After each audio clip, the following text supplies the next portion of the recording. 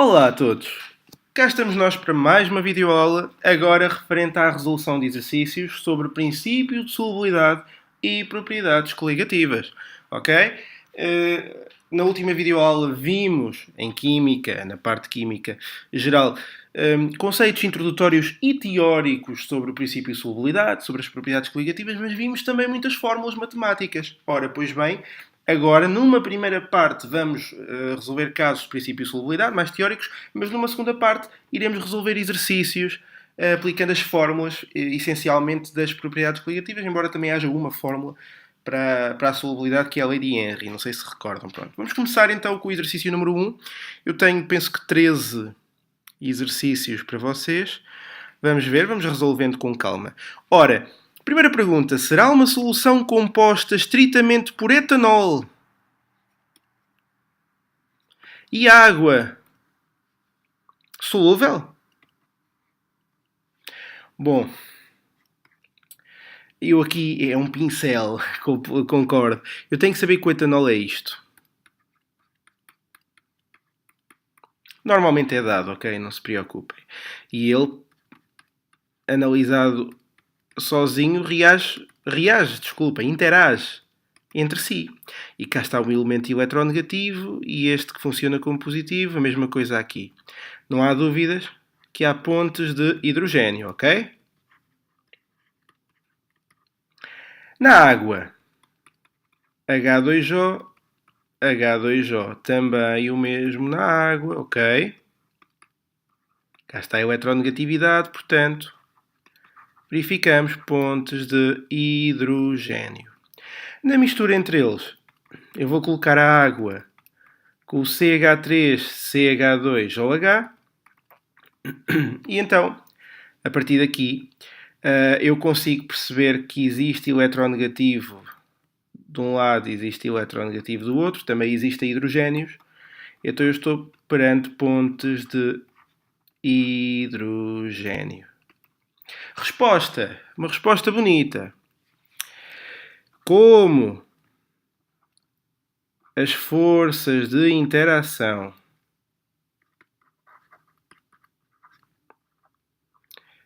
da mistura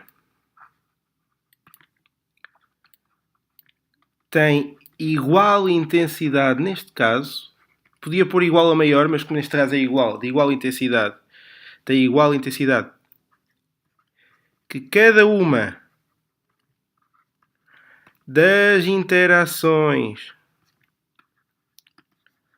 verificadas nos compostos em separadamente, vírgula, existe solubilidade. Certo? Esta é a conclusão para o primeiro exercício. Vamos rapidamente ao segundo. Para terminar este tipo de exercícios teóricos, eu penso que basta dois. E aqui é um bocadinho mais abrangente. Eu também vou responder dessa forma. Será uma solução composta estritamente por óleo e água solúvel? Ora, óleo com óleo. Vocês têm que ter este conhecimento. Óleos e gorduras, forças de London. Tá bom? Aqui já é mais teórico. Água, não adianta voltar a explicar porquê. Porque já foi explicado em cima, senão teriam de explicar, claramente. Pontes de hidrogênio. O I era aqui. Hidrogênio. Óleo com água. Bom, o eletronegativo existe na água, mas não existe no óleo. Portanto, forças de London. E então a resposta bonita será a seguinte. E eu vou usar a resposta de cima por analogia, tá bom? Para ficarmos com uma resposta tipo. Como as forças de interação da mistura são mais fracas que uma das interações verificadas num composto, caso não estejam a perceber, na água, não é? Que é aqui que a interação é mais forte, não existe solubilidade. Tá bom? E estava devidamente justificado. Certo? Não há dúvidas. Isto depois pode ser enfeitado como um quadrozinho, para quem tiver mais jeito, está bem? Aqui fica as reações e aqui ficam as interações. Um quadrozinho bonito, não é o meu forte, o desenho gráfico, mas pronto, espero que tenham entendido. Vamos então avançar para o terceiro exercício. Ora, terceiro exercício, mas ainda no campo da solubilidade, ok? Aliás, vai ser o último, depois vou reservar os restantes exercícios para as propriedades coligativas. Ora, a gaseificação de uma bebida foi feita com CO2, mantendo o gás sobre o líquido a uma pressão de 13 atmosferas. Calcula a concentração de CO2 na bebida, expressa em gramas por litro. Portanto, eu posso chamar-lhe solubilidade na mesma, só que este meu resultado tem que vir em gramas por litro. E eu sei que nestes casos a solubilidade é dada em molar. Portanto, temos aqui um exercício complexo. Ora, é dada a constante de Henry, que são 2,3 vezes 10 elevado a menos 2, e cá estão as unidades, mol por litro atmosfera. É também dada a massa molar do CO2. 12 do carbono, 16 de cada oxigênio, dá 44 gramas por mol. Tá bom? Bom, então, lei de Henry, claramente. Espero que não hajam dúvidas. A gasificação de uma bebida foi feita com CO2, mantendo o gás sobre o líquido a uma determinada pressão, só pode ser lei de Henry, tá bom? Ainda por cima pedem-me uma concentração em gramas por litro, é na verdade a solubilidade do gás. Ora, a solubilidade do CO2 é a constante de Henry vezes a pressão.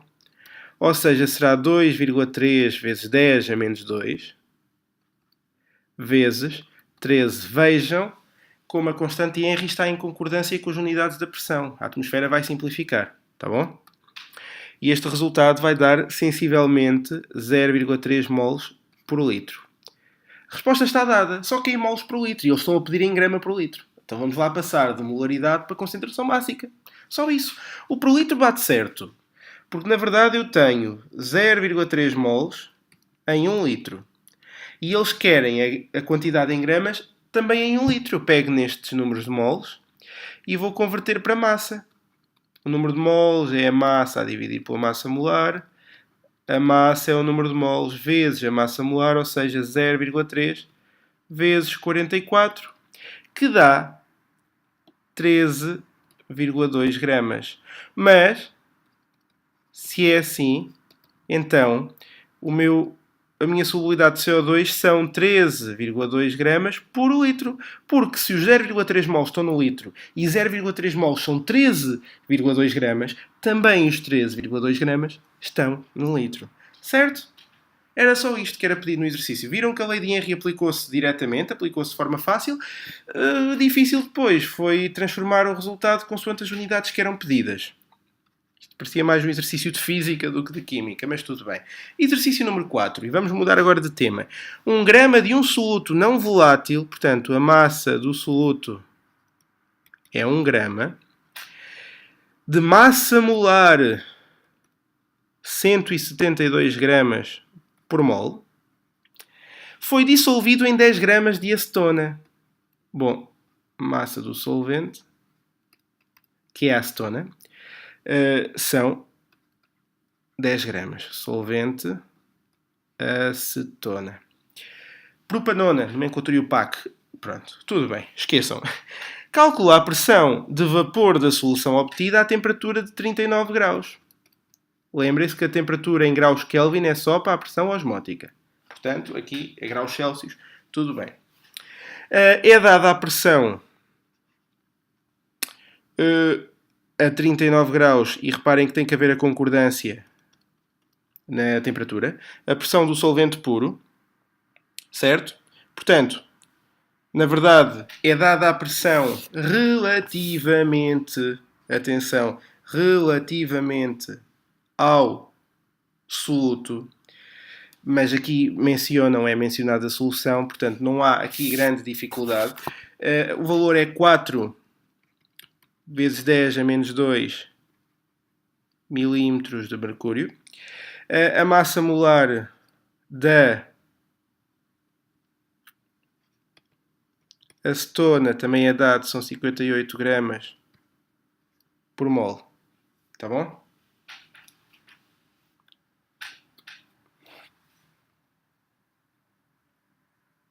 Portanto, deixem-me aqui avançar. Vamos começar a resolver o exercício. A lei que se vai aqui aplicar é a lei de Raoult. Deixem-me colocar aqui. Eu hesitei agora um pouco porque eu tenho receio de não ter espaço, mas vamos confiar. A pressão é a fração molar vezes a pressão do solvente puro, que neste caso é do soluto em questão. E agora, a fração molar, que é o que eu vou ter que... Eu posso já resolver tudo, já que me estão a pedir a pressão, eu posso já daqui partir para a resolução. Ora, a fração molar há de ser o número de moles do soluto, qual é? 1 grama a dividir pela sua massa molar, isto é o número de moles, sobre o mesmo valor, porque é para o soluto, mais agora o valor para o solvente, que é 10, a dividir por 58. Eu podia estar a calcular o número de moles em separado, ou então faço logo junto, tá bom? Vezes a pressão do composto puro. Eu estou habituado a dizer do solvente puro, neste caso foi para o soluto. Depende dos dados, tá bom? Depende de quem me dão a pressão. Aqui deram uma pressão referente à solução, mas mencionando o soluto. Portanto, eu vou aqui considerar a pressão 4 vezes 10 elevado a menos 2 e este resultado final, indo à calculadora resolver, dá 1,35 vezes 10 elevado a menos 3. Vejam, mais pequeno. Milímetros de mercúrio. A pressão final é mais pequena que a pressão inicial. Deram uma pressão do soluto puro e depois pediram-me o valor no fim. Portanto, a resposta é esta, o resultado é este. Certo? Posso avançar para o exercício 5? Indo ao exercício 5, tenho mais um exercício deste género. A pressão de vapor de uma solução de 5 gramas de formamida, portanto, a massa do soluto são 5 gramas, em 100 ml de água, volume do solvente 100 ml, mas atenção, porque assim sendo a massa do solvente terá que ser 100 gramas. Lembrem-se que a densidade da água é 1 grama por mililitro. E dizem-me também que esta pressão de vapor de solução constituída pela formamida é 31,20 milímetros de mercúrio. Não especificam, portanto é a pressão final. A temperatura são 30 graus. E agora pedem-me a massa molar do soluto, a massa molar da formamida. Não era do solvente, porque aí tem que ser sabido. Sabendo que a pressão de solvente puro à mesma temperatura, P asterisco, é 31,82. Ou seja, muita atenção, muito cuidado. Agora dá uma pressão de solvente puro, portanto a pressão da água. Há pouco era dada a pressão do soluto, agora é dada a pressão do solvente. Vejam o que é que isto implica. Na fração molar, a fração molar tem que ser sempre... A fração molar calculada tem que ser sempre em concordância com este P asterisco. Há pouco era para o soluto, eu calculei a fração molar do soluto. Lembrem-se que tinha o número de moles do soluto em numerador. Agora tenho o número de moles vou ter o número de moles do solvente em numerador. A fórmula vai ser muito simples. É novamente lei de Raoult. Só que eu terei 31,20 será igual ao número de molos do solvente. Vejam, 100 gramas sobre a massa molar da água já têm de saber de cor nesta altura do campeonato. 18 gramas por mol. Tudo a dividir na mesma por 100 sobre 18 mais os 5 sobre o valor que eu quero saber, sobre a massa molar. Tudo vezes 31,82. E tenho esta equação. E a partir daqui é simples. A partir daqui vou ter simplesmente que tirar o valor do m. É uma questão matemática, tá bom? Eu vou tentar fazer isto com calma para ver se não me esqueço de nenhum valor, nem nenhuma particularidade. A verdade é que eu terei 31,20 vezes 100 sobre 18 mais 5 sobre m. Estavam a dividir e passaram a multiplicar. Isto é igual a 100 sobre 18 vezes 31,82. Depois vou resolver. Vou ter 100 vezes 31,20 sobre 18 mais 5 vezes 31,20 sobre m igual a 100 vezes 31,82 sobre 18. Posto isto, eu terei 5 vezes 31,20 sobre m igual a 100 vezes 31,82 sobre 18 menos 100 vezes 31,20 sobre 18. Invertendo os membros, eu fico com a massa molar sobre 5 vezes 31,20 igual a 1 sobre tudo isto. 100 vezes 31,82 sobre 18 menos 100 vezes 31,20 sobre 18. A partir daqui, aliás, o denominador é o mesmo, não é? Então podemos fazer uma coisa, mas só porque o denominador é o mesmo.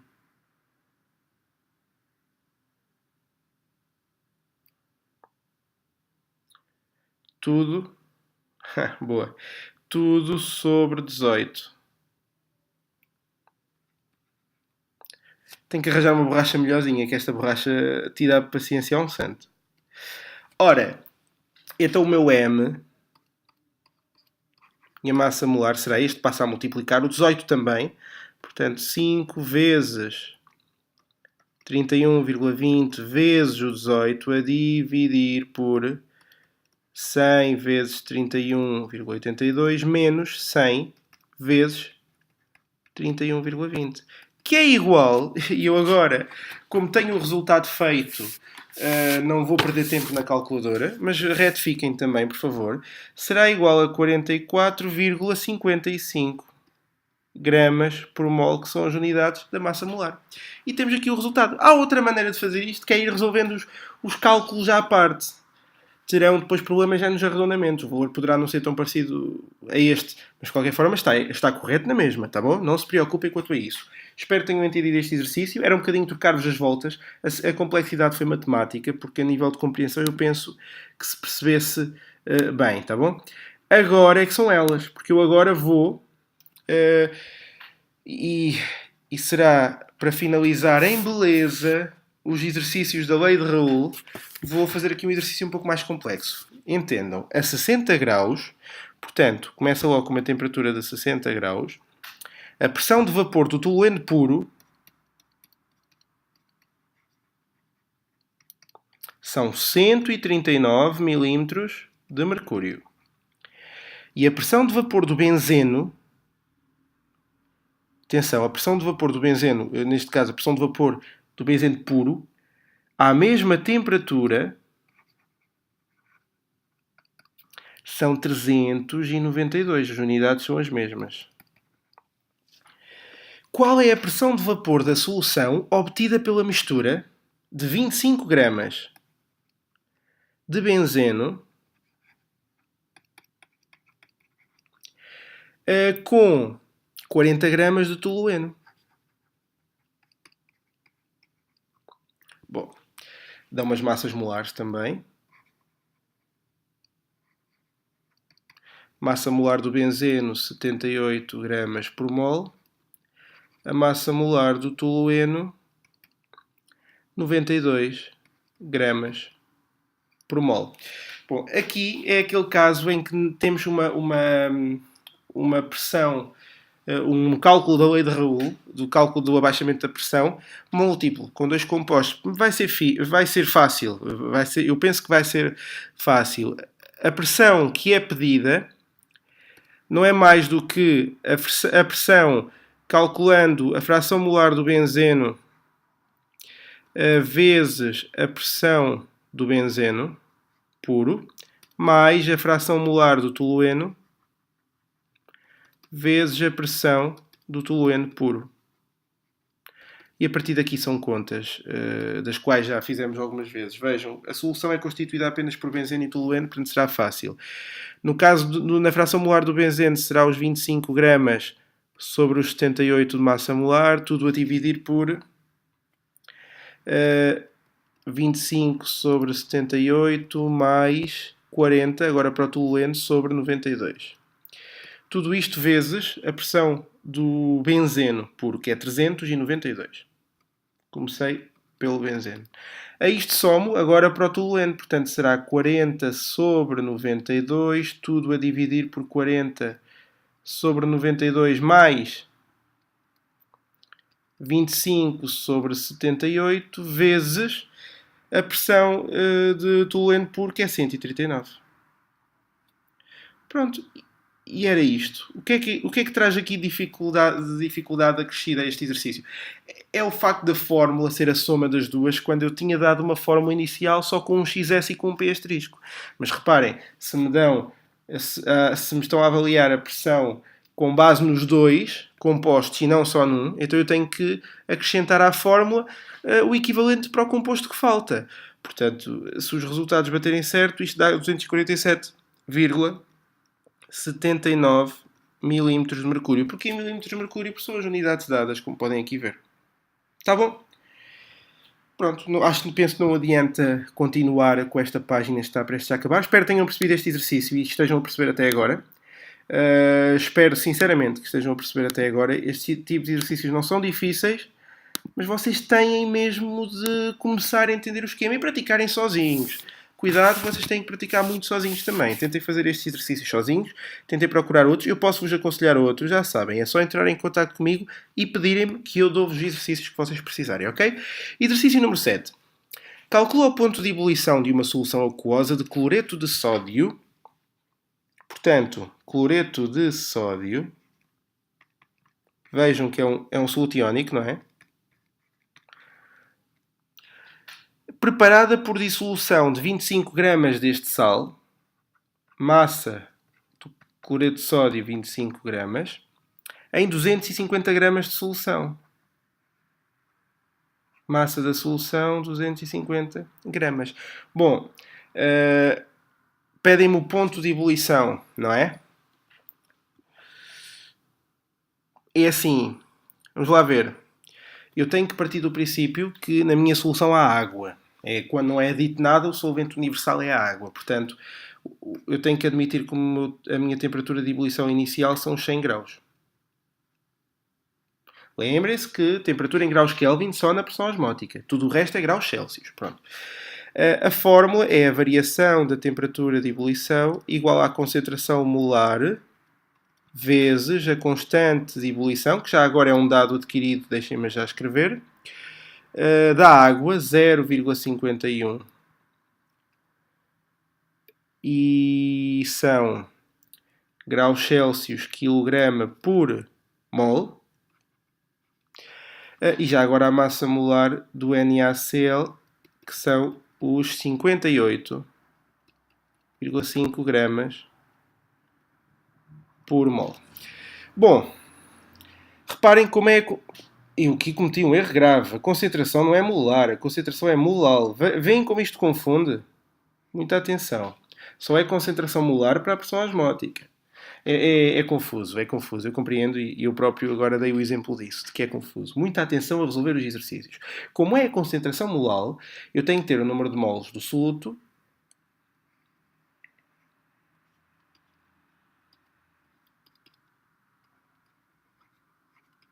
a dividir pela massa do solvente, em quilos. Portanto, o número de moles do soluto pego na sua massa e divide-lhe a massa molar. Cá está o número de moles. Sobre, bom, a massa do solvente, vejam, é a massa da solução menos a massa do soluto. Ah, mas isto não pode vir em gramas, tem que vir em quilos. Ok, tudo vezes 10 a menos 3. Quanto é que isto dá? A concentração.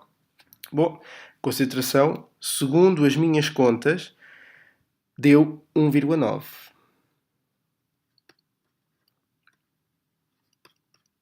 Mol por quilo. Esqueci-me aqui do fator de Van't Hoff, porque isto é um soluto iónico. E reparem que o fator de Van't Hoff, pela equação, são duas cargas, é 2. A constante de ebulição é dada. Logo, eu tenho que a variação da temperatura de ebulição... Usem o T maiúsculo, é melhor, tá bom? Para não haver dúvidas, porque muitas vezes o T minúsculo é referente ao tempo. Eu tenho medo que depois vocês confundam. 1,9 vezes o 0,51 vezes 2 do fator de Van't Hoff. E este valor vai dar 1,94 graus Celsius. Bom, mas isto é a variação. Mas lembram-se de eu vos ter dito que esta variação era a temperatura de ebulição final menos a temperatura de ebulição inicial? Bom, que dá 1,94. Então é porque a temperatura de ebulição final são os 1,94 mais a temperatura de ebulição da água normal, que é 100. Daí o resultado ser 101,94 graus Celsius. E esta é a resposta. A nova temperatura de ebulição, o novo ponto de ebulição desta solução em que adicionamos cloreto de sódio é 101,94. Tá bom? Atenção que o cloreto de sódio ebulia a temperaturas enormíssimas, dos 1700 graus, se agora não me falha a memória. Por isso é que uma quantidade tão pequena de cloreto de sódio adicionada à água já lhe aumenta o ponto de ebulição em 1 grau, quase 2. Pronto, mas isto é o contexto teórico e vocês não vos é exigido tanto ainda assim, porque isto já carece de alguma prática. É-vos exigida a resolução adequada e eu penso que isso vocês têm capacidade para conseguir fazer, tá bom? Com muita atenção, já viram que é muito fácil ter lapsos na resolução destes exercícios. Muita concentração. Exercício número 8. Ora, no exercício número 8, dizem-me que 7,39 gramas de um soluto molecular foram adicionados 85 gramas de benzeno. Portanto, massa de um soluto que é molecular, deixem-me já pôr aqui o I igual a 1 para não haver dúvidas, soluto molecular.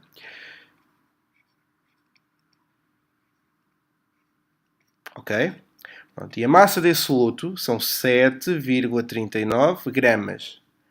E foram adicionados 85 gramas de benzeno. Portanto, massa do solvente, que eu vou considerar o benzeno, 85 gramas. A solução resultante tem um ponto de ebulição. A solução resultante. Portanto, a temperatura de ebulição final são 82,6 graus. À pressão normal. A temperatura inicial do benzeno puro, antes da adição do soluto, eram 80,1 graus. Sabendo que a constante de ebulição são 2,53 graus Celsius quilograma por mol, e sabendo que a massa molar do benzeno são 78 gramas por mol, qual é a massa molar do soluto? Tão simples quanto isto. E a verdade é que nós podemos vir aqui por vários passos. Eu sei que a variação da temperatura de ebulição dá-me uma concentração molar, atenção, vezes a constante de ebulição, vezes o I. Portanto, eu daqui tiro a concentração. Há de ser a variação da temperatura de ebulição a dividir pela constante vezes o I, ou seja, 82,6 menos 80,1 sobre 2,53 vezes... Bom, e agora aqui o I é 1. Já vimos que era um soluto molecular. Vezes 1. Ora, quanto é que dá este valor? O valor da concentração. 0,99.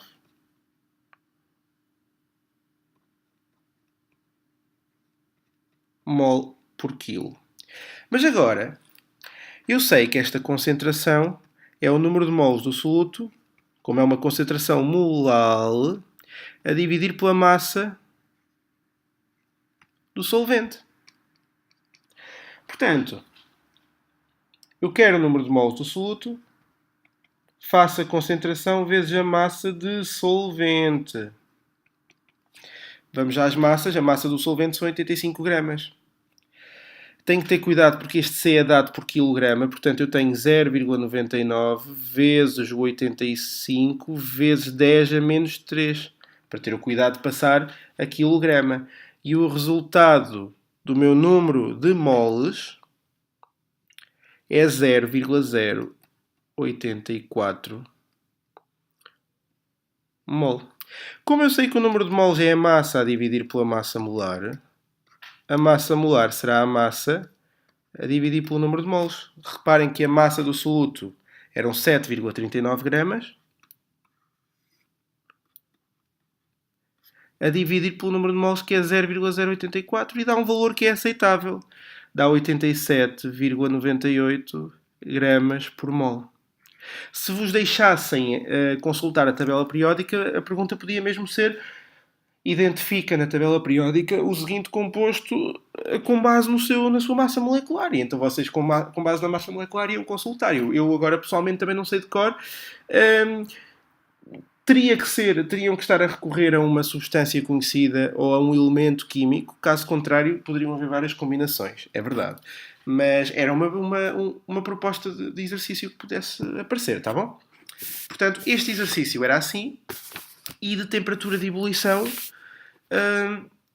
reparem que acabou. Não há mais preocupação quanto à temperatura de ebulição. Vamos agora para a temperatura de congelação. Falta a temperatura de congelação e a pressão osmótica, ok? Vamos fechar esta página para abrir outra. Desculpem. Agora quis gravar. Isto é... Faço estas coisas tantas vezes e tenho o dom de conseguir ainda assim. É pura distração, não há volta a dar. Peço desculpa por isso. Exercício número 9. A massa molar de um composto é 92 gramas por mol. Pronto. E esse composto é não iónico. Portanto, é um composto, é um soluto molecular.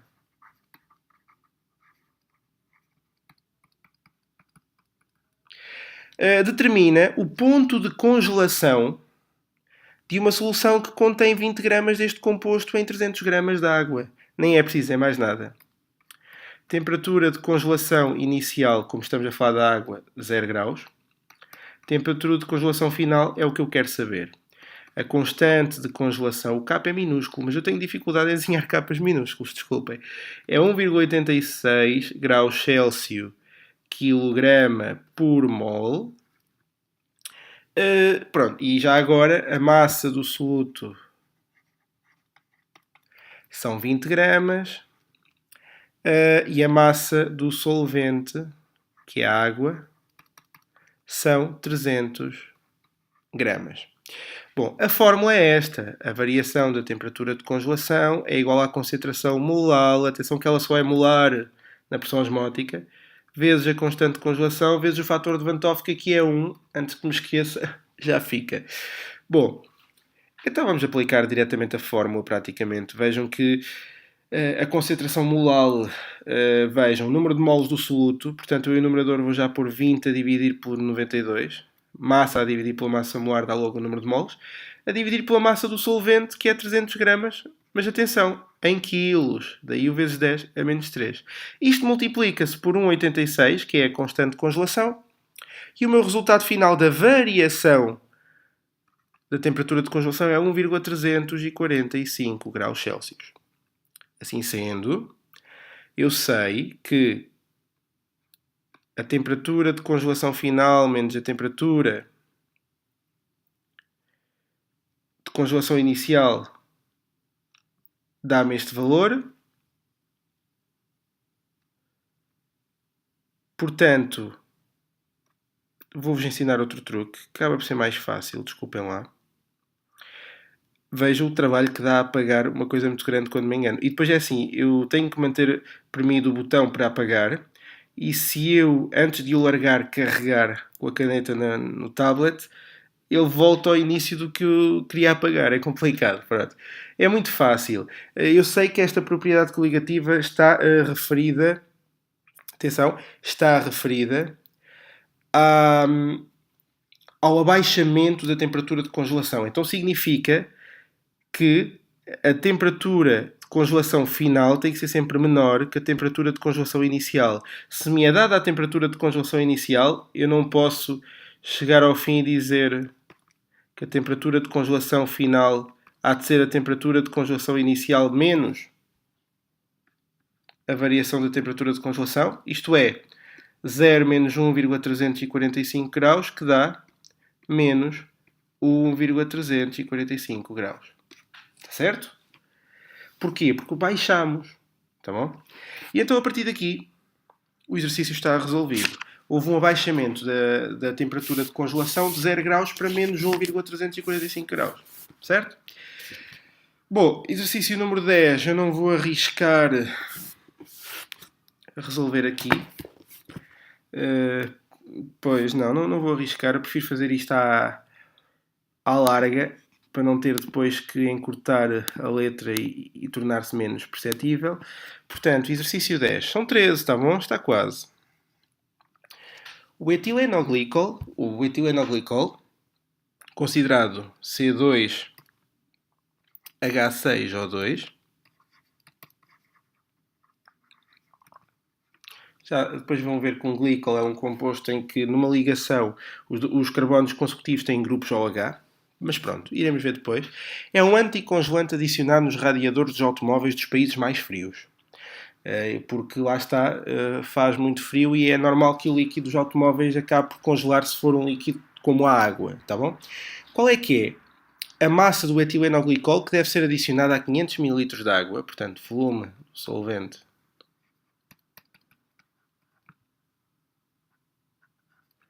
com uma densidade é 1. A massa do solvente são 500 gramas. Para baixar o ponto de congelação da água para menos 10 graus, ou seja, a temperatura de congelação inicial são 0 graus. A temperatura de congelação final são menos 10. Nós devemos sempre, eu sei que falei aqui desta variação da temperatura de congelação como sendo a temperatura de congelação final menos a inicial, mas nós devemos salvaguardar o valor positivo, tá bom? Portanto, temos 10 graus. Nem faria sentido considerar o valor negativo, tá bom? Portanto, a variação são 10 graus. De 0 para menos 10, eu vario 10. A constante de congelação são 1,86 graus Celsius quilograma por mol. E a partir daqui é aplicar a fórmula. Vejam que a variação da temperatura de congelação, o etilenoglicol, embora não diga, é um soluto molecular, não é iónico, não tem tendência a dissociar. Isto é um conceito que, lá está, tem mesmo de saber. A concentração molar vezes a constante de congelação vezes o fator de Van 't Hoff, que vai ser 1. E a partir daqui eu tiro a concentração. A concentração molar será 10 a dividir por 1,86, que dá 5,38 mol por quilo. A partir daqui, tendo a concentração, eu posso chegar ao número de moles, tá bom?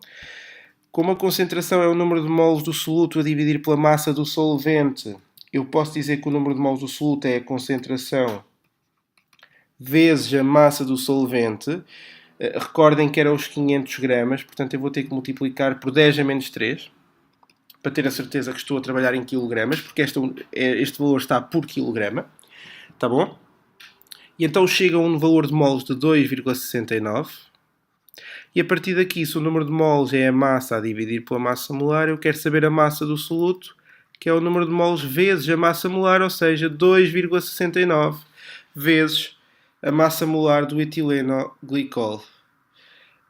A massa molar do etilenoglicol, que neste exercício nem era dada, só agora é que reparei, tem tudo para ser calculada. Vejam, a massa molar do C2H6O2 é 2 vezes 12 para o carbono, mais 6 vezes 1 para o hidrogênio, mais 2 vezes a 6 para o oxigênio. 24 mais 6 mais 32, 24 e 6, 30, com 32, 62 gramas por mol. Portanto, é 62 que eu vou colocar aqui. E o resultado final será 166,78 gramas. Portanto, eu teria de adicionar 166,78 gramas de etilenoglicol para salvaguardar que no radiador do automóvel só haveria um líquido que só congelava a menos 10 graus. Assim, num país que seja muito frio, mesmo assim, nunca atinge menos 10 graus dentro do sistema do automóvel e estava salvaguardado todo o mecanismo de refrigeração do próprio automóvel. Certo? Era isto que tinham que justificar. Nada mais. Vamos para o exercício 11. E o exercício 11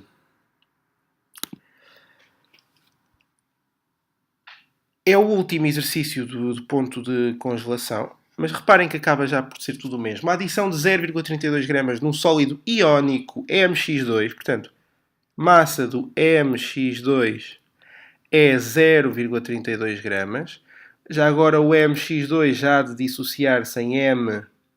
Bom, e agora veio o catião primeiro e o ânion depois. Normalmente é assim, portanto, M+, terá que ser M2+, porque depois vem X2, 2 X-. Esta é a minha proposta para a resolução desta reação. O catião vem primeiro, por isso o M tem que ser carga positiva.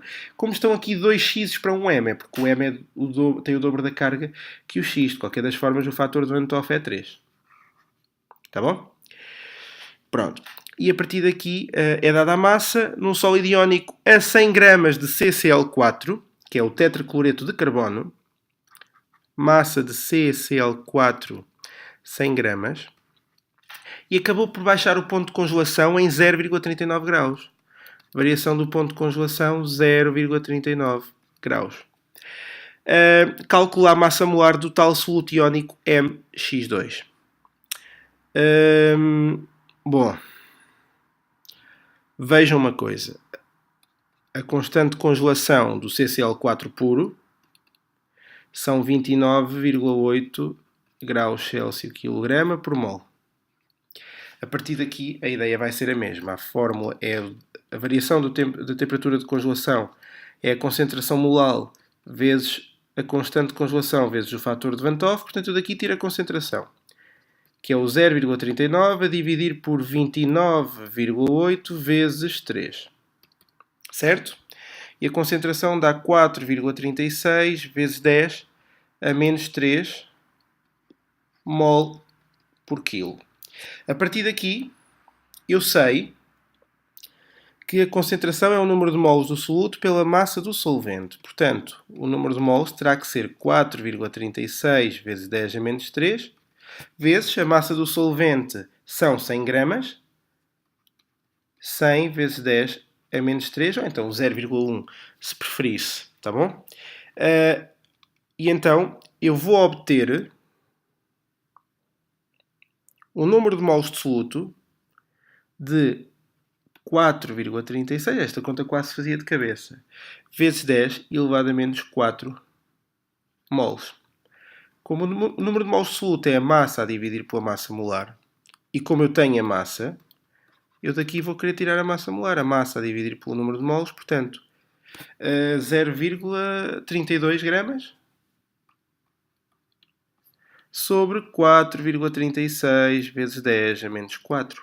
E o resultado final dá 733,94 gramas por mol. E cá está a massa molar deste soluto, uma massa molar demasiado elevada. Esta mol pesava muito, devia ter com certeza muitos átomos. Tá bom? Está entendido? Podemos avançar para a pressão osmótica? São dois exercícios porque a pressão osmótica, lá está, podiam ser mais, é verdade. Só que, tal como nestes, a pressão osmótica também não tem assim muito que se lhe diga. Por isso eu creio que estes exercícios são suficientes para vocês consolidarem a matéria. Vamos ao exercício número 12. Determina a pressão osmótica, portanto, é medida a pressão osmótica, de uma solução aquosa a 10% em massa. Ui. Concentração é 10% em massa. De sacarose, sabendo que a densidade da solução é de 1,04 gramas por mililitro, à temperatura de 30 graus. Ora, e a massa molar que convém saber da sacarose são 342 gramas por mol. É um disacarídeo. Depois, a seu tempo, vocês estudarão isso. Vamos pegar nesta concentração e vamos dizer que temos 10 gramas de soluto em 100 gramas de solução. E a partir daqui, muito importante saber que a fórmula da pressão osmótica é π igual a C molar agora vezes a constante dos gases perfeitos, que é sempre 0,082. Vamos sempre usar este, porque vamos estar a trabalhar com a pressão em atmosferas. Muita atenção. Vezes a temperatura em graus Kelvin, vezes o fator de Van't Hoff. Mas aqui a sacarose temos que admitir soluto molecular, portanto o fator de Van't Hoff vai ser 1. Certo? A temperatura é dada. Eu basicamente vou ter trabalho a calcular a concentração. Vamos transformar os gramas de soluto em moles. O número de moles há de ser os 10 gramas a dividir por 342, que é a sua massa molar. Tá bom? Dá-me 0,029 moles. E vamos agora pegar nos gramas de solução e converter a volume. Eu sei que a densidade é a massa a dividir pelo volume, portanto, o volume tem que ser a massa a dividir pela densidade, ou seja, o volume será 100 gramas a dividir por 1,04. E este valor vai dar 96,15 mililitros. A partir daqui, eu tenho uma concentração molar que será de 0,029 sobre 96,15 vezes 10 a menos 3. Atenção. Tá bom? E esta concentração dará 0,302 molar ou mol por litro. Assim, eu terei uma pressão osmótica que será 0,302 vezes a constante dos gases perfeitos, que já sabemos tem que ser 0,082, vezes a temperatura em graus Kelvin. Reparem que a temperatura eram 30 graus, portanto 30 mais 273,15, por favor, em parênteses. Senão primeiro multiplicava tudo e depois é que somava os 273,15. Ou então fazem à parte. E o valor dá 7,51 atmosferas. Tá bom? E este é o valor da pressão osmótica. A dificuldade aqui foi calcular a concentração, que era a passagem de uma porcentagem em massa a uma molaridade. Mas viram que tudo isto já foi visto na videoaula passada. Portanto, penso que esta matéria está bem cimentada. E se não está, vai ficar, porque vocês estão claramente com tudo nas mãos. Tá bom? Vamos avançar para o último exercício. Exercício número 13. Quem for supersticioso, a coisa pode correr mal. Tá bom? Eu não sou. A coisa pode-me correr mal à mesma, mas eu não serei supersticioso, prometo. Portanto, uma amostra de 1,2 gramas de uma proteína, portanto, massa do soluto, que é uma proteína, 1,2 gramas, foi dissolvida em água preparando-se 200 ml de solução. O volume da solução são 200 ml. A pressão osmótica dessa solução foi medida a 25 graus. Portanto, a temperatura são 25 graus. 25 mais 273,15 dá 200 e 98,15 graus Kelvin. Só para não me esquecer, já fica. Pronto. Ela foi medida e foi mesmo avaliada em 2,41 milímetros de mercúrio. Pronto. Aqui um problema. Porque agora temos que vir a um fator de conversão. 241 milímetros de mercúrio. Bom, e já agora pedem-me a massa molar da proteína. Portanto, eu tenho que aplicar a fórmula proteína soluto molecular, portanto, concentração molar, constante dos gases perfeitos, temperatura em graus Kelvin e o I, que vai ser 1. Só que, atenção que a constante dos gases perfeitos vem com atmosferas e a minha pressão osmótica está em milímetros de mercúrio. Vamos rapidamente com uma regra 3 simples, para não complicarmos, dizer que uma atmosfera são 760 milímetros de mercúrio, tá bom? Portanto, os meus 2,41 milímetros de mercúrio serão X atmosferas. Então eu terei 2,41 a dividir por 760, que dará 3,17 vezes 10 elevado a menos 3 atmosferas. E aqui já está a minha pressão a usar na fórmula. Daí que eu vá dizer o seguinte, eu vou dizer que, tendo esta fórmula e querendo saber a massa molar, eu vou isolar a concentração, que será π a dividir por RT. Lembrem-se que constante Van 't Hoff é 1. Ora, o π, 3,17 vezes 10 a menos 3, sobre a constante dos gases perfeitos, 0,082, vezes a temperatura em graus Kelvin, 298,15. E o valor da concentração dará 1,3 vezes 10 a menos 4 mol por litro. Lembrem-se que é uma concentração molar, tá bom? A partir daqui, eu sei que a concentração é o número de mols do soluto por volume da solução. É-me dado um volume de solução, portanto o número de mols do soluto será a concentração vezes o volume. Vejam que a concentração é 1,3 vezes 10 a menos 4 mol por litro, vezes o volume da solução são 200 mililitros, portanto 200 vezes 10 a menos 3, para passar a litro. E o valor do meu número de mols será 2,6 vezes 10 a menos 5. Ora, finalizando, o número de mols é a massa a dividir pela massa molar. Eu quero saber a massa molar. Tenho a massa a dividir pelo número de mols. Ou seja, tenho... Qual era a massa dada? Lembram-se? 1,2 gramas, que vai dividir pelo número de mols, que é 2,6 vezes 10 a menos 5. E o resultado final, um resultado um pouco elevado, mas ok, é uma proteína. A proteína é enorme. 46.153,85 gramas por cada mol. E com isto terminamos, tendo dado as voltas todas possíveis e imaginárias às fórmulas, tendo resolvido vários casos diferentes e até semelhantes, e penso eu que com esta resolução de exercícios vocês vão ficar aptos, depois de entenderem, a resolver qualquer tipo de exercícios deste género. Portanto, já estamos um bocadinho dentro da química. Já sabemos resolver concentrações de soluções, já sabemos avaliar solubilidade entre compostos e calcular pressão e solubilidade de gases. Já sabemos também avaliar propriedades físicas onde só interessa a quantidade do composto, ou seja, as propriedades coligativas, e calcular alguns valores que são pertinentes no dia-a-dia. Portanto, já dominamos alguma química. Agora, cuidado, porque a partir daqui as videoaulas que se irão seguir neste curso de Química são videoaulas, como eu costumo chamar, de Química a sério. É a partir daqui que a Química se vai tornar interessante.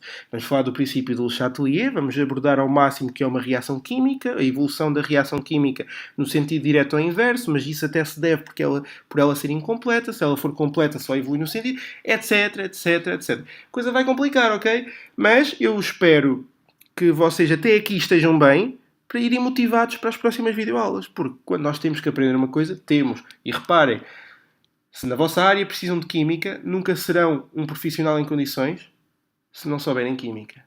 E pode ser muito difícil, a química tem muitos pormenores, mas é linda. E vocês têm tudo para conseguir dominá-la e entendê-la, tá bom? É como eu costumo dizer, se eu conseguir entender a química, vocês conseguirão entendê-la com maior facilidade ainda. Portanto, por mim é tudo. E esta videoaula termina aqui. Espero que estejam esclarecidos. Qualquer dúvida, contactem-me. Digo sempre o mesmo, mas não quero que se citam indivíduos. E pronto. Aguardem por novas videoaulas, porque eu não falharei, pelo menos por muito tempo, tá bom? Um forte abraço químico a todos, ok? Adeus!